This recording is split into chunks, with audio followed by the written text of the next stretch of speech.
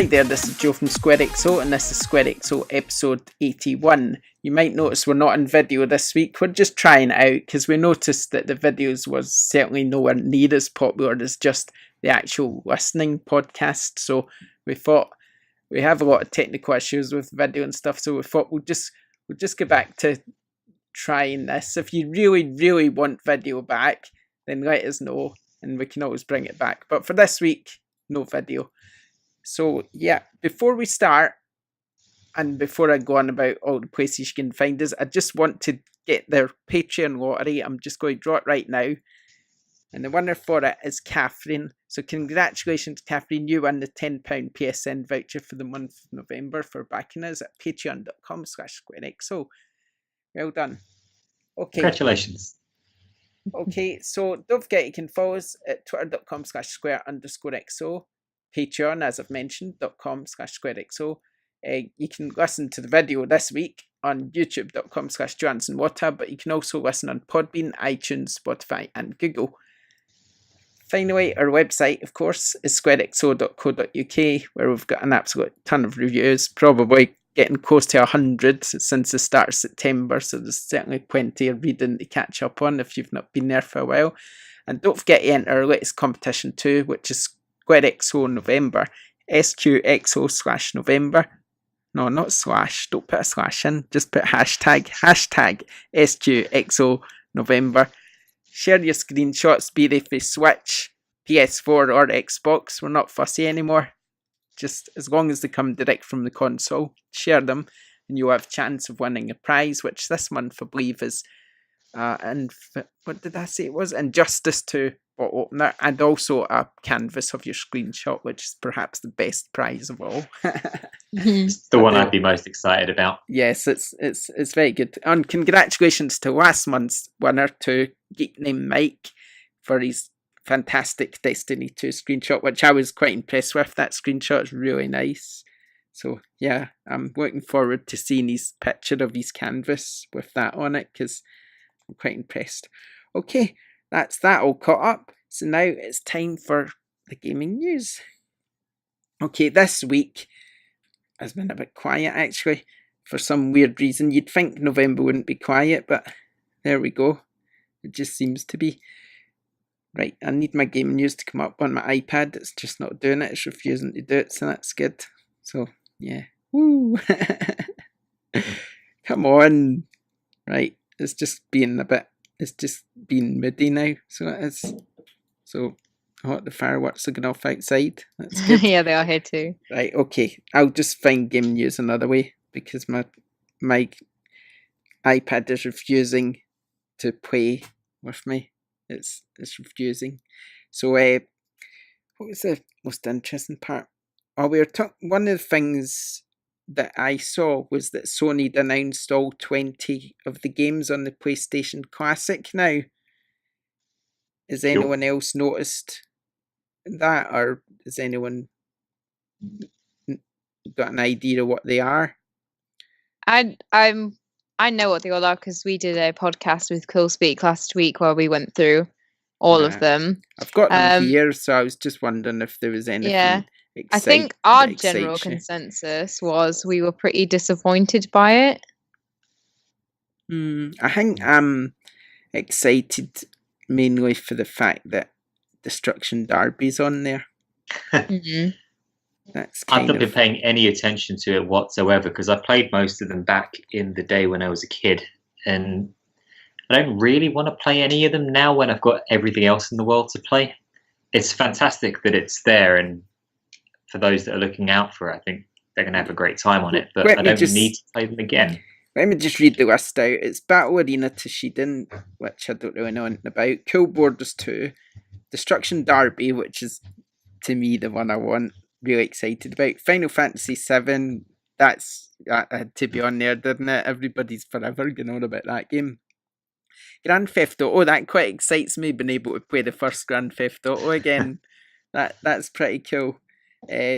Intelligent Cube, Jumping Flash, Metal Gear Solid, don't like Metal Gear Solid, Mr. Driller, Oddworld, Abe's Odyssey, Rayman, Resident Evil Director's Cut, the original Persona, is that? Persona, yeah. Ridge Racer Type 4, again, that's quite exciting to me. Super Puzzle Fighter Turbo 2, or whatever that says. Siphon Filter, Tekken 3, Rainbow Six, Twisted Metal, Wild Arms. It's an okay list. It's kind of, the more I look at it, the more I think to myself, well, actually, it's quite exciting. So, when I first saw it, I was a bit like, and then I kind of think to myself, well, it's not really that bad, is it? It could be worse. There are some excellent games on that list. Yeah, there are. But I mean, then I've got the SNES Classic and I don't really bother with it much. But then maybe that's because I never really had any nostalgia for Nintendo games. Maybe I'll play the PlayStation Classic more. I don't really know. Guess we'll need to just wait and see, won't we?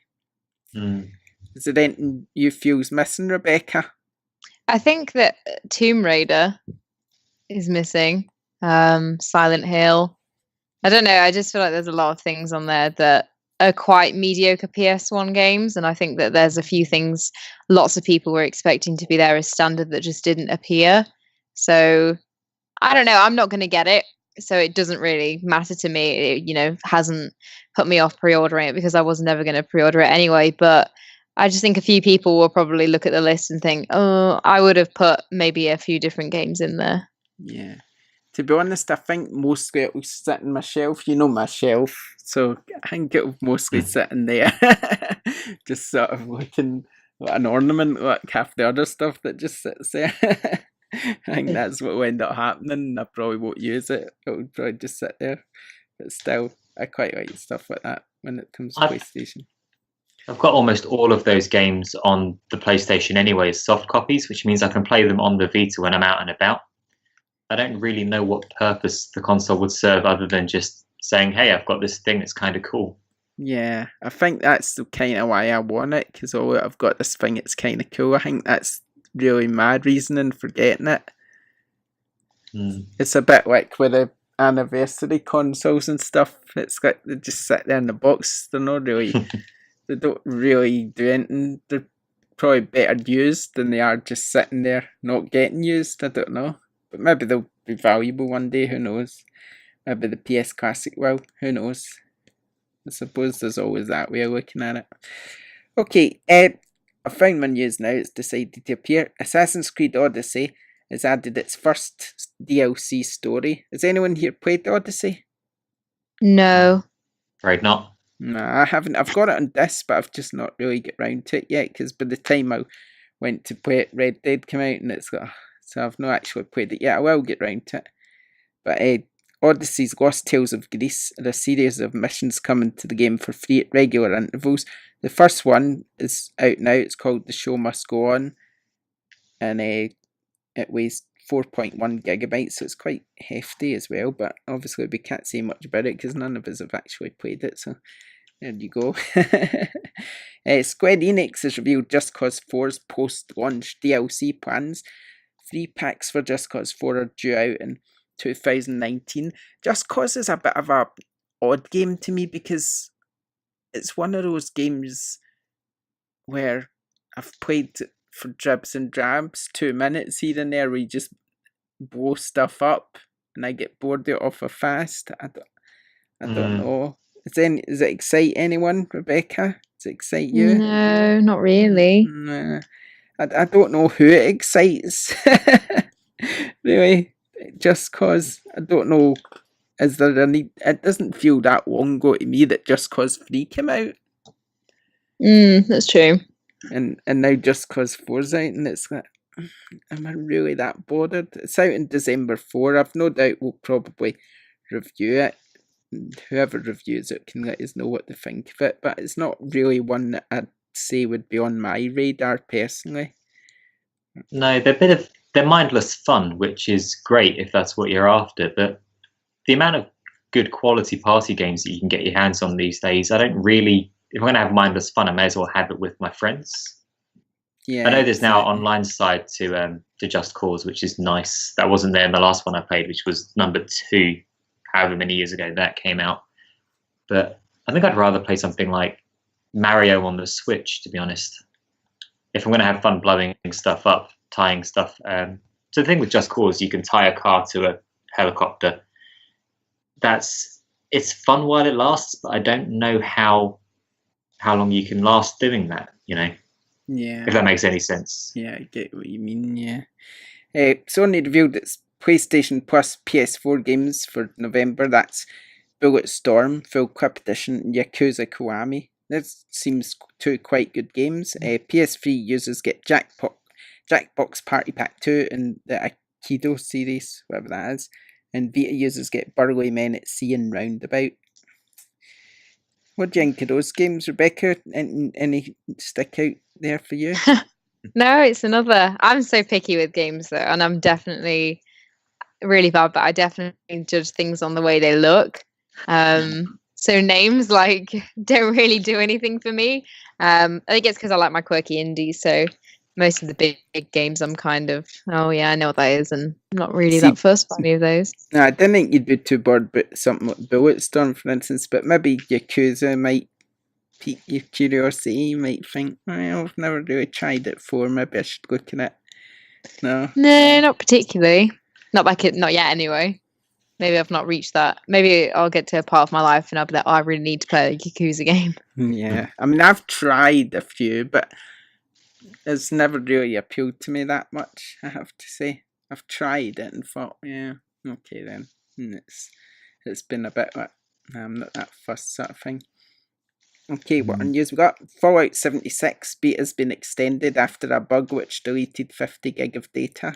Nice. I've not played the beta. I don't generally bother with betas anyway, to be honest, so I certainly wasn't going to play this one. Has anyone else tried it? No, I heard about I heard that it deleted people's entire game, so I kind of just thought, ugh. But I've never played a Fallout game before anyway, so it's not exactly like it's something that I feel like I'm missing out on. Yeah, Fallout games are okay, I would say, but I'm more into this sort of Skyrim sort of thing, so it's not really that appealing to me. But I'll give it a try, I think, just for the sake of it, I guess.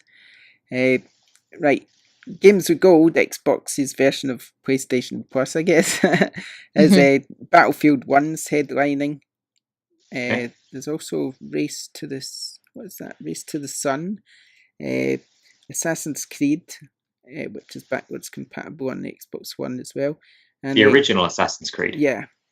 And Dante's Inferno as well, which again you can play on Xbox One. So yeah. I would skip that one if I were you. Dante's Inferno. Which one? The original Assassin's Creed? No, Dante's Inferno. The original Assassin's Creed is a really good game if you can stomach how old it is. The mechanics are not good. Brilliant story. You just got to endure the mechanics. Yeah. I know what else got? Tetris Effect. I don't know if you wouldn't have, but I played the demo yesterday. It's because it's Tetris for VR, basically. It's amazing. It's so good. It's kind of like what Tetris should be like. It almost feels like Tetris has been made. I know it has been made for the VR, so that's a silly thing to say, but I'm just saying it feels like that's how it should be played. It is that good. I honestly didn't expect it to be that good, but just when you're playing it and you're just totally immersed, and it's just the exact same. You've just got this screen in front of you and you do the blocks. It's nothing different about it, but it's just when you get a line or whatever, it will all just sort of spark out at the side of your face and stuff, and you just feel totally immersed in it. It's absolutely brilliant. I love it. It's definitely one I want to play more of. I just sat and I played the whole demo and I'm like, wow, this is good. It's really, really good. So yeah, I'm very impressed with that. So I can't wait to play more. The demo's gone now. It was only there for the weekend. But yeah, we'll be reviewing that, I think. But yeah, it's cracking. Really like it. No Man's Sky get a new update, the aquatic update called The Abyss, which I guess is something to do with seawater. I don't really know anything about it. I never looked into it much because I'm not really interested in No Man's Sky, but I know probably someone will be. No one here's interested, aren't they? Not? No, I played it when it came out, and then I think along with everyone else kind of just felt a bit hard done by. So I haven't gone back to bit since. Nah, me neither. And then there was all this fuss about how it was going to be brilliant with the new update and stuff. And I played the new update just for a few hours, and I was just like, nah, I remember why I didn't like this. So I just never played it again. A couple bits of Switch news. First off, YouTube is coming out this week, I think. So if you've got a Switch, I mean, YouTube's on so many devices that to me it's completely irrelevant whether it's coming to Switch or not. I really need it on Switch. I've got it on iPad, I've got it on my phones, my PlayStation, my computer, my TV's got it built in. Do I really need it anywhere else? I'm surprised it wasn't on there already, to be honest. I know. I figured it was on there by default. It's done, but it doesn't matter, does it? I mean, Exactly. You've always got your phone with you. So, I mean, does it really make a difference if it's on there or not? It's not. I mean, to me, I would go somewhere without my Switch, but I would never, ever go anywhere without my phone. Exactly. So, I mean, it's not really that important, I don't think. And also, the other bit of news was that Civilization 6 on Switch doesn't have multiplayer, which seems a bit of a blow, really. Because I love Civilization 6. Actually, that was one of the games when I heard it was coming to Switch. I was like, ooh, I could play that. That sounds exciting. It's a shame there's no multiplayer on it. I don't really play multiplayer anyway, so I'm not that bothered. But I imagine people who were looking forward to that game coming to Switch wouldn't really have been very pleased with that news. But there you go. There always seems to be a compromise with the Switch, though, doesn't there? So these games come to it. And there's, I think, wasn't Diablo another one that didn't have online multiplayer, does it? I know it's got local, but I don't think it's got online multiplayer, Diablo. No, I don't know. So, I mean, you get these big third-party games and there just seems to be compromises all the time. It's a shame. But I guess that's just the limitations of the hardware, isn't it? It's just one of these things. Okay, finally the gaming news. Red Dead Redemption 2 has retained its number one spot as it becomes the biggest selling second week for a title in 2018. Not only did it just trash everybody last week, it's trashing them this week again as well. It's not surprising. Call of Duty Black Ops 4 is number 2, FIFA 19 is number 3, Forza Horizon's continuing to do well, that's number 4, and Spider-Man's number 5. Interestingly, it's interesting Horizon's doing so well considering it's on Game Pass as well. So, I mean, it's obviously helping its sales, that Game Pass, really. Whereas you would think it would have the opposite effect, because if you have Game Pass, you don't need to buy it. But it just seems maybe people have tried Game Pass for a month and thought, wow, this is good, and just bought it.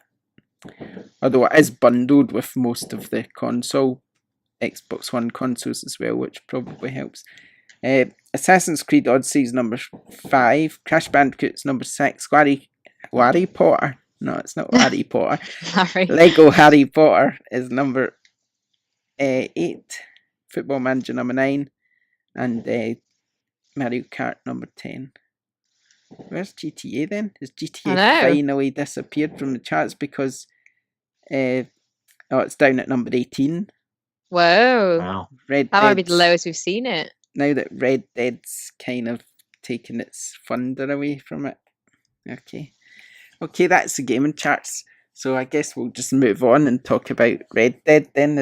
Nick, have you played? I have not. I've been playing Persona 5.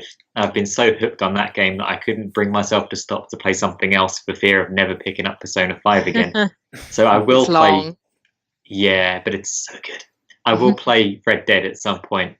It's sitting here waiting for me. I'm looking at the cellophane longingly. I'm sure you all know that feeling. I don't know, because to me, Rockstar games always get boring to me after about 2 weeks.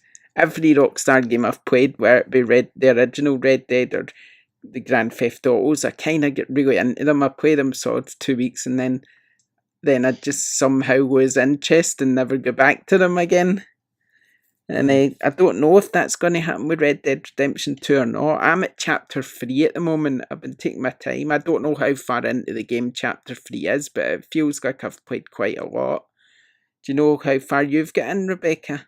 I'm in chapter 3 as well, so I'm probably in the same place as you. It's quite a few hours, isn't it?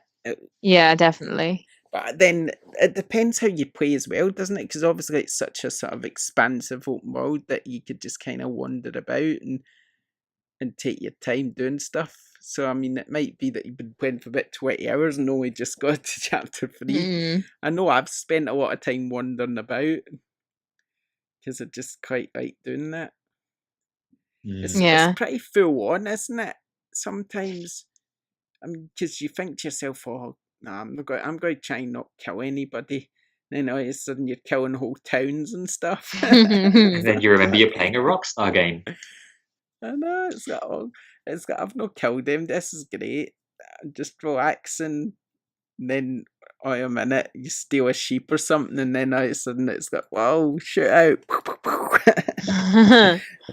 What do you think of the combat system, Rebecca?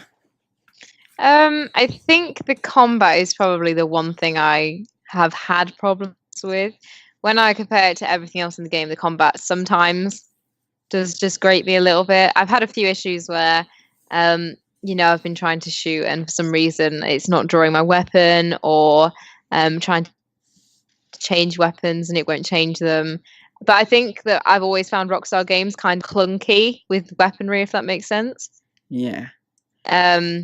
But the rest, I think I agree with you in terms of I really do like the open world aspect, and I like that there's so much you can do. Obviously, there's set chapter story missions which are highlighted in yellow, but what I've been doing is just walking to and from each mission, and then I keep coming across strangers who need help or side missions, and I just end up doing those, and that's how I've been getting distracted.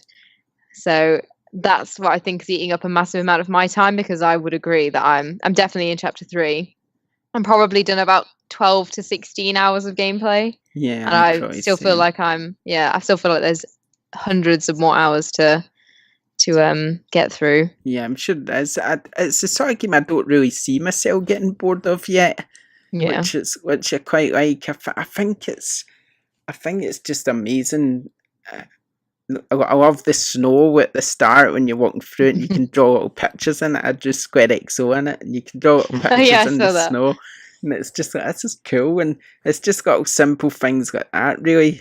And like you say, stopping to help people, and it's quite funny the amount of times I've ran into a tree with my horse or fell off a cliff. Oh god, yeah, it's awful.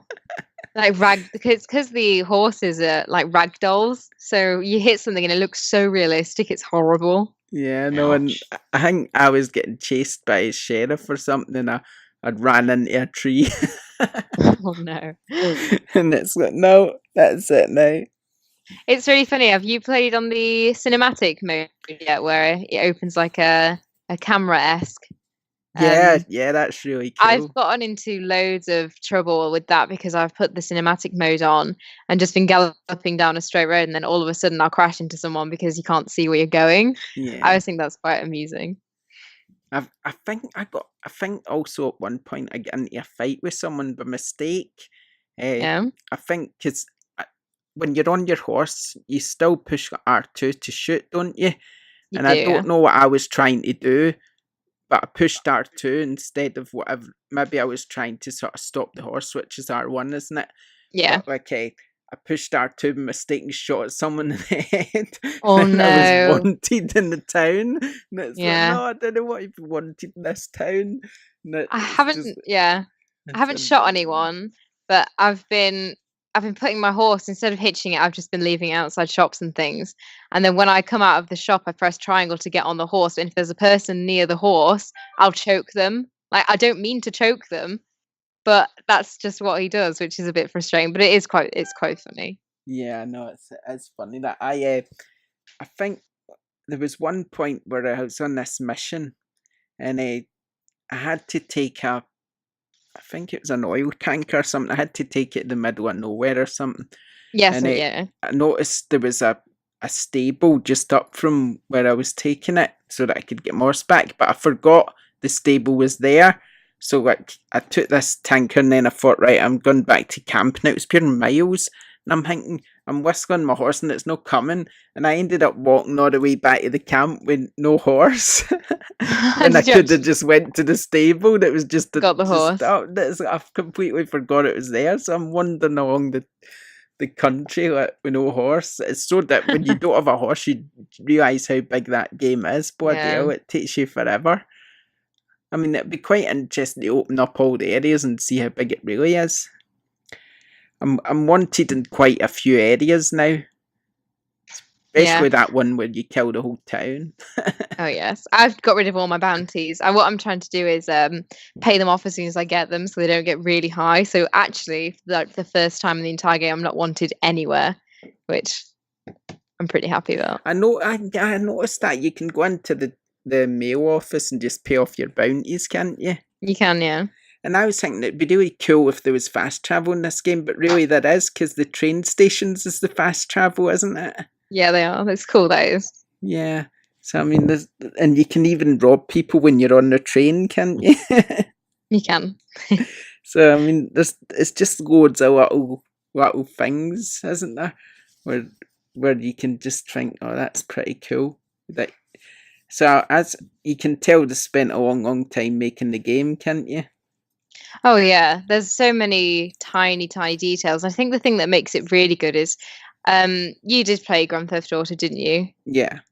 Yeah, so in Grand Theft Auto, there were probably a handful of stranger encounters where, you'd be driving down the street and someone would call you over from the side of the road. And now there's so many. You can barely get, 100 meters across the map without meeting strangers or hearing people call out for your help. And I think that is what makes the open world aspect so successful, because the world actually feels like an open world with living citizens in it. So I think that's why so many people, like you and me, are spending so much time between actual missions, and why we're taking such a long time to get through the actual story components, because the open world, there's just so much to do. It's crazy. Yeah, no, and you just keep finding these little secrets. I remember I was in one of the towns and I was wandering about somebody's back garden for some reason, and I looked in the window and I found somebody running like a secret business. Oh, yeah. And it's like, wow, I didn't expect it. And it's going, oh, you can now rob this secret business. And it's like, oh, it's crazy. And some money. There's loads of stuff. There's loads of funny bits to the story as well. I find the story quite, while it's not most amazing story in the world, I still find it quite interesting. Want to kind of know what's going to happen next, and what sort of town you're going to move to next as well. Have you been upgrading the camp as well? Because now you can upgrade your camp. Yeah, my camp is actually pretty much fully upgraded now, which I'm pretty happy about. Took a while, but I didn't realize you could even do it until someone said to me, "Have you been upgrading?" And I was like, "No." was I supposed to upgrade? And yeah, I've got fully upgraded nearly now. And it's quite cool. You can sort of upgrade your horses and buy new horses as well. Yeah. I mean, I've got what have I got? Like a thoroughbred something that I don't know what the best horse in the game is. I don't really know what difference it makes, but mine seems to be pretty fast anyway. I'm guessing it's to do with the speed of the horse and what it can carry or something. The best one in the game is up in the mountains. It's the White Arabian, but it's really hard to find. It's ridiculous. I was tracked it for probably about 2 hours. I'm quite happy with my horse, the same as you. I don't think I'd do anything with it, but I thought I'd track it because, it's legendary horse. It's really rare. It's good to have something like that in case, you feel like having a really fast horse. But it's so hard to catch. It's crazy. So you never caught it then? No, I tracked it for ages, like I said, and then first time I got attacked by a bear, so I died. And then when I played again, it was a case of I just couldn't find the horse anywhere, and I thought, I can't bother to do this. I like my horse. I tried I'm just gonna stick with that one. I tried to kill a bear, but that never really worked out very well. No. No. We're making you want to play yet, Nick? It's just reminding me of how much I absolutely adored the original, Red Dead Redemption. Yeah. Which was one of the best games that I played of the PS3, I'd say. It's up there with The Last of Us. Mm. So I am incredibly jealous sitting here listening, but I will force myself to finish this game first. Yeah. Persona 5. It's a big game to finish. It is, but I'm in August already, so probably a good chunk of the way in. Yeah, it's not bad then. Yeah, well, if you've not played Red Dead Redemption, listeners, you should give it a check out because it is a really good game. It's. I mean, I wouldn't say it's sort of cowboys and sort of western is really my thing. Do you know what I mean? But I'm enjoying it, so I mean, there's that. I don't know. I've never really liked movies like that. Do you know, the sort of cowboy movies and stuff? It's never something that's ever appealed to me. That sort of setting. Same. But these games, Red Dead Redemption. Speaking for that one alone, it was a breathtaking game. It doesn't make me want to go out and watch cowboy western, that kind of thing, but those games are something else. Yeah, really good. I'd love Rockstar to do like a sort of fantasy game with a sort of Skyrim setting with wizards and orcs and stuff like that. How cool would that be? They would do an amazing job doing something like that, I think. Just imagine sort of... I can just imagine it, how good it would be. Because it'd be so different from any other fantasy game you've ever played, wouldn't it? It would, yeah. Yeah. Are you thinking keeping the mechanics from RDR kind of thing? Yeah, possibly, yeah. Sort of, yeah, possibly. But I mean, just sort of have the little side stories and stuff. Yeah, I think they could do a good job of that. Whether they ever would, I don't know. Maybe they'll just stick to GTA and RDR, but maybe they'll sort of diversify one day and try something else. I mean, they have done it before. What with Rockstar Table Tennis, great game that was, and Bully as well. Which Bully's a good game as well. I like that. And they did mention that Agent game that never ever came of anything. The one that was meant to be exclusive to PS3, and it was kind of a sort of, I think it was like a bit of detective or something, which could have been quite interesting. Don't know whether anything will ever come of that or not.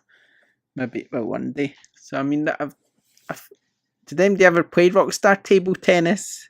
No. Completely out of the blue. It was so good. You wouldn't believe how good it was. It's well good. It's probably one of my favourite Xbox games at the time. I just really liked it. I honestly say I've never heard of it before today. No, look it up. Rockstar Table Tennis.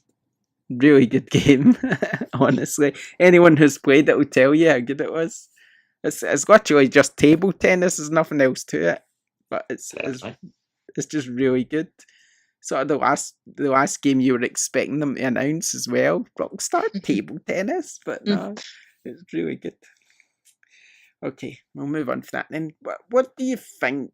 Like, one of the things I was thinking today is, do you think there's either a lot less AAA games recently, or do you think it's kind of the same from, say, compared to the last few years? Because it feels quite quiet to me this year compared to other years. It feels like I don't know if it's because the generation's getting a bit older, or it's because it's the same type of games coming out every year, like Assassin's Creed, Battlefield, Call of Duty, FIFA. But I mean, if you say you take them out the equation, and I'm not talking about earlier in the year because there was quite a few, what we got the war and all that, but I'm just talking about, say, October to December sort of thing. Do you think the AAAs has slowed down a bit? If you discount the regular ones, of course. I don't know. I guess it's an interesting way to look at it, because you can't really look at the year and say that we haven't had a fruitful year for releases, because we have. But if you're taking into the point that you've said, then FIFA, Call of Duty, Assassin's Creed, Battlefield, those games we can look at and say, oh, well, they were expected. So, you look at Red Dead, you look at Spyro.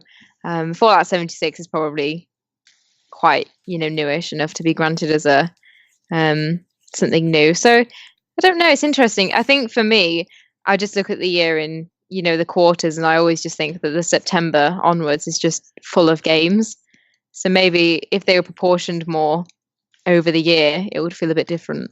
I mean, we've certainly reviewed a lot, like I said, nearly 100 over since the start of September. So, I mean, there's certainly been plenty of game releases, but it just feels to me that the AAA titles have kind of all moved to February or something. I think part of that is with Red Dead Redemption and Spider-Man. People don't really want to compete with that because they know that they'll struggle. We've just had Call of Duty's come out too. That kind of thing. If that's your competition, if you can push your game back to a month where there's not something like Spider-Man or Red Dead Redemption, then it's probably a smart move to do so. Because no one is really competing with Red Dead in terms of new sales this month, are they? It's probably a good point, actually. If we were talking before about how there's so many games next February, and maybe it's just because they've all moved to February to avoid games like Call of Duty, FIFA, and Red Dead. I mean, because February's crazy, isn't it? Even a few have moved from February now, haven't they? Yeah, that's true. Days Gone's in April now. Yeah. Was there not another one that moved as well? Because I know Metro's due then. Metro's due. Metro, Anthem. And Anthem, but I think they're still both the 22nd of February right now. Wasn't Crackdown due then as well? Oh, I don't know, actually. I think Crackdown is, yeah. Yeah, so there's a lot of stuff in February. Oh, I can't wait. I'm so excited. So I'm excited for Resident Evil remake most, I think. It's probably all going to move. I mean, I'm just looking at February here. It says Anthem, Metro Exodus, something. Deus Exodus, Metro Exodus, yeah. Dead Alive 6. February's quite packed. Anyway, Dirt Rally 2.0 as well due then. Contest, Crackdown 3. Okay. Like to say, Days Gone moved. I'm not surprised. Sekiro Shadows Die Twice. That's the Activision I can't wait for that. So good. That's June. March. And the Division 2 in March. Devil May Cry 5 in March. Even March is packed. Do you know what I mean? And June's looking quite packed. We've got that Biomutant and Rage 2. And it's just mad. There's loads of good games in next year already. But it just feels to me like they must have moved. They must have kind of been due to come this year, but just kind of moved. Because to me, it does feel like a quiet November. If I think of the games coming out in November, games that they've spent millions developing, the only one I can think that's probably had millions and millions spent is Battlefield. I can't really. I mean, what else is coming out in November that's as big as Battlefield? Spyro, if you're a massive Spyro fan, I guess. But is that really a big? Could you really count that as a AAA title? Probably not. AAA, probably not. No, it's one of those games where either you've been waiting for it for the last 20 years, or probably don't care too much. Yeah, I mean, so really, the only big AAA title coming out in November is Battlefield. The rest's all kind of smaller titles, probably still important to some people, obviously. I mean, for instance, Darksiders 3 at the end of the month is my biggest game of one of my biggest games of the year. But I can't see that being a big budget title because it's by THQ Gunfire Games. They're not a huge studio. I imagine they spent a few million developing it, but I can't imagine it's anywhere near the sort of money they're spending on something like Battlefield, is it? I guess I'm missing Fallout 76 as well. I guess we could call that a AAA title. But yeah, so it just seems quite unusually quiet for November to me. That's the point I'm trying to make. Even though there's tons of games coming out, a lot of them's a lot smaller. There's some quite interesting games, though, isn't there? This month, what Hitman 2, Fallout, and Battlefield Darksiders. The one I was looking forward to has been delayed. Wreckfest.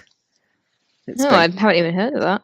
What's that one? It's by THQ and what are they called? That Slightly Mad Studios, is it?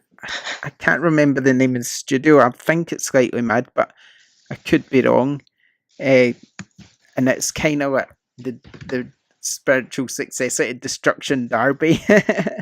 It's out on PC, and it's amazing. It is basically Destruction Derby, but it's not obviously by Sony, but it's absolutely fantastic. It's like a sort of modern Destruction Derby, but it's even though it's out in PC, it's been delayed in console to next year now.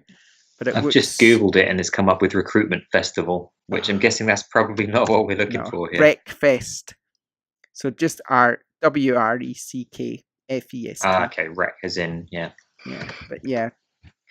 Oh, it's so good. I can't wait for that. I'm excited about that. Destruction Derby was a brilliant, brilliant game. Yeah. So that's Did you ever what play this that one, is. Rebecca? It's just in arenas and stuff. No, I haven't. Destruction Derby. It probably aged a bit now, but yeah, that Yeah. Wreckfest kind of looks similar to it. So yeah, worth googling it or whatever because it looks good. Okay, let's move on then from talking about our topics. We'll play our little drop game. There's not a lot coming out, to be honest, next week. So we'll start with Rebecca. You can tell us what you think of the sound of this one, Rebecca. It's 11/11 Memories Retold. 11th of November 1916. A young photographer leaves Canada to join the Western Front in Europe. The same day, a German technician is told that his son is missing in action. Both want to preserve their humanity and come back alive to their loved ones. I think that sounds like it could be quite good. I'll say 80 for that. Okay. Right, Nick. Carnival Games. I've played this in VR, but I'm guessing they're bringing out the non-VR version now. Like a real country life fair, Carnival Games bursts with exciting mini-games that you play over and over.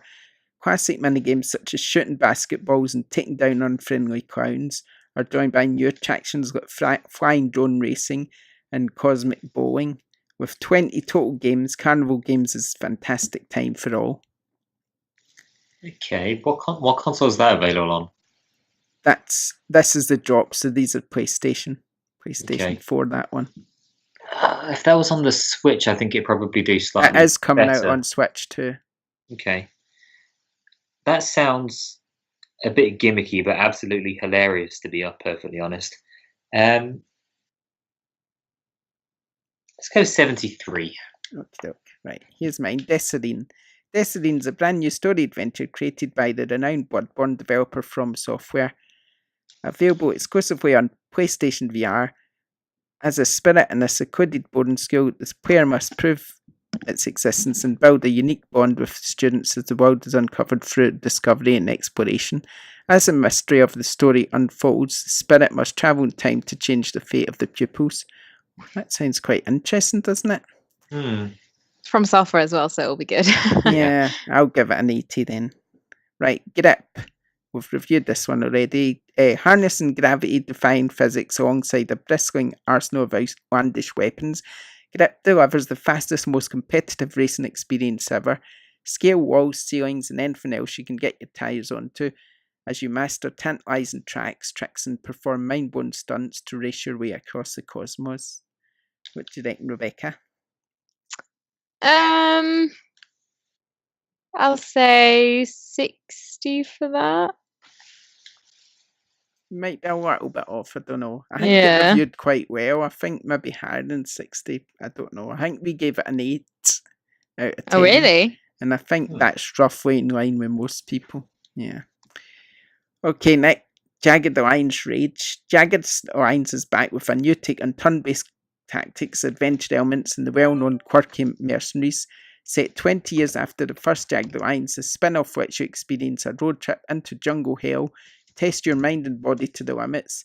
This time it's just you and a few allies versus an entire island ruled by drug overlords and his crazed army. Do you have what it takes to rise to glory?